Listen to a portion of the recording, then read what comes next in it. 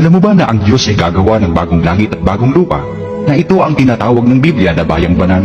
Ang sukat nito ayon sa Biblia ay 1,500 miles, na ang katumbas sa kilometro ay 2,414. Kaya ang kabuang area ng bayang banal ay umaabot sa 5.83 million square kilometer.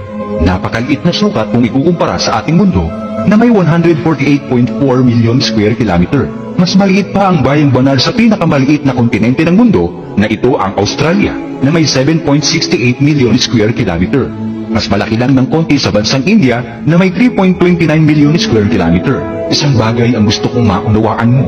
Ang maliit na sukat na ito ng bayang banal ay nagpapatunay na hindi talaga maliligtas ang lahat ng tao sa mundo dahil kulang na kulang ang sukat na ito para magkasya ang lahat ng mga tao. Kung maliit man ang sukat na ito ng bayang banal, ito ay sapagkat nakikita ng Diyos ang wakas bago pa niya likhain ang pasimula. Alam niyang kakaunti lamang ang maliligtas dahil kasing dami ng buhangin sa dagat ang maparurusahan. Ikaw na aking hinawakan mula sa mga wakas ng lupa at tinawag kita mula sa mga sulok niyaon. At pinagsabihan kita, ikaw ay aking lingkod, aking pinili.